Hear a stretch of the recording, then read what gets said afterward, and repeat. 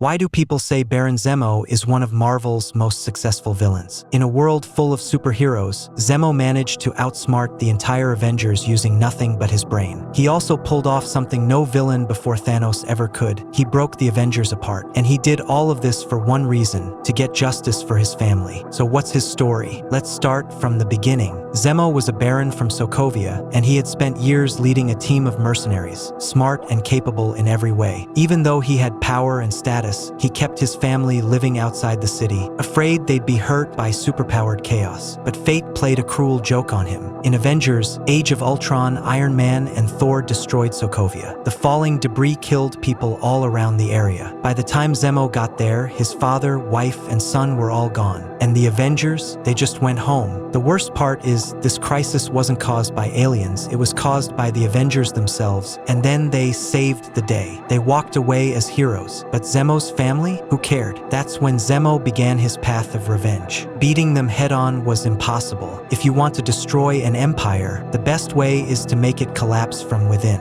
Zemo tracked down a Hydra agent to get what he needed. He pretended to cause a minor car accident, tricked the agent into lowering his guard, and knocked him out. This agent was the officer who once trained the Winter Soldier at the Siberian base. Inside his home, Zemo found a red notebook filled with the Winter Soldier's trigger words. But the notebook wasn't enough. Zemo also needed to uncover one crucial secret. Back in 1991, the Winter Soldier carried out a mission that was key to Zemo's plan. After S.H.I.E.L.D. collapsed in Captain America 2, Black Widow leaked millions of classified files. Zemo spent a year decoding them all. The Hydra agent refused to cooperate, but Zemo had other ways to get the truth. To Zemo, the agent had outlived his usefulness. Not long after, the Avengers were in Vienna fighting Hydra's remaining forces. A mistake by Wanda and Cap caused a bomb to go off in a high-rise, hurting civilians again. This led to multiple countries holding a hearing to decide what to do with the Avengers. For Zemo, it was the perfect chance. He secretly planted a bomb at the meeting. The blast killed the king of Wakanda. But killing a king wasn't the point. The real plan was to frame the Winter Soldier with fake video evidence. Once the world believed Bucky was guilty, he had nowhere left to hide. It was a clever move. Remember, after Winter Soldier, the Avengers spent 2 years searching for Bucky with no luck. But after the bombing, within just one day, someone reported his location. The military immediately sent in special forces to capture him. Soon, Cap, Falcon, Black Panther, and others were all dragged into the fight, and eventually they were all arrested. Since Bucky had been brainwashed by Hydra, the military decided to bring in a psychologist for questioning. But that doctor had already been killed. The man taking his place was Zemo in disguise. Right as the interrogation began, Zemo had a package delivered to a power station. Once he saw the delivery confirmed, he dropped the act. Workers opened the box, and boom, everything shut down, including the military's interrogation room. You have to admit, the guy was brilliant. During the blackout, Zemo pulled out the red notebook and began reciting the Winter Soldier's trigger words. With each word, Bucky grew more tortured, pounding the walls of his cell, but he couldn't stop it. By the time Zemo finished, the chamber was broken open, and Bucky was once again the Winter Soldier. Back in 1991, Howard Stark finally managed to recreate the Super Soldier Serum after decades of work, but it cost him his life. Hydra sent the Winter Soldier to ambush Howard and his wife on their way to the airport. Bucky killed them and stole the serum samples. After that, Hydra created 5 more Winter Soldiers. Before the serum, they were already elite mercenaries, fluent in dozens of languages, masters of combat and weapons. With the serum, their strength rivaled Bucky's. But the downside was huge. The serum's side effects made them uncontrollable. Even Hydra's brainwashing couldn't keep them in line. So Hydra kept them frozen in a Siberian base. From then on, Bucky was the only one sent out on missions. By digging through the leaked S.H.I.E.L.D., files and Hydra documents, Zemo pieced together most of the 1991 mission. Now he needed to find out where the 5 Winter Soldiers were kept. He also had to stir things up so the Avengers would notice he was investigating Bucky. That's when Cap and the others finally showed up,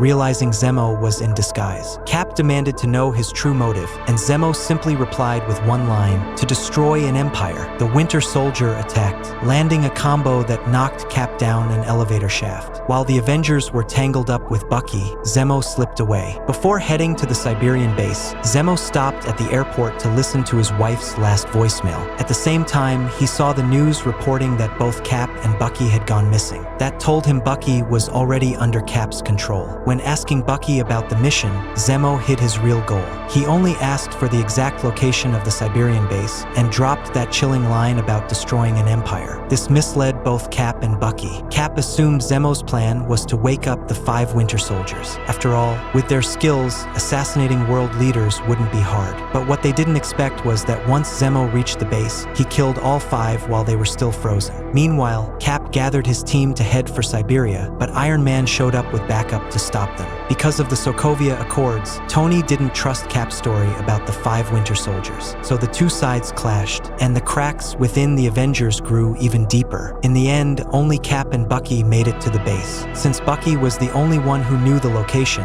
if Cap could bring just one ally, it had to be him. Zemo didn't know how many would come, but as long as Cap and Bucky showed up, his plan would work. Still, if it was only those two, the drama wouldn't play out the way he wanted. That was part of his calculation. Once he reached Siberia, he revealed the murdered psychologist and the fake evidence against Bucky. He knew one man would realize he'd been wrong about Cap and break the Accords to come help. And just as planned, 3 key players ended up face-to-face in the base. Inside the base, a video played showing the Winter Soldier murdering Tony's parents. By now, Zemo's intentions were crystal clear. Even though everyone could see he was trying to provoke a fight, the battle was unavoidable. Bucky had been controlled, so he wasn't truly at fault. Tony, overwhelmed with rage, wanted revenge for his father, and he wasn't wrong either. Cap was the only one who could have mediated, but he had hidden the truth all along. That secrecy destroyed any chance of reconciliation. It was the final straw. Zemo's scheme was simple, but it was a trap no one could escape.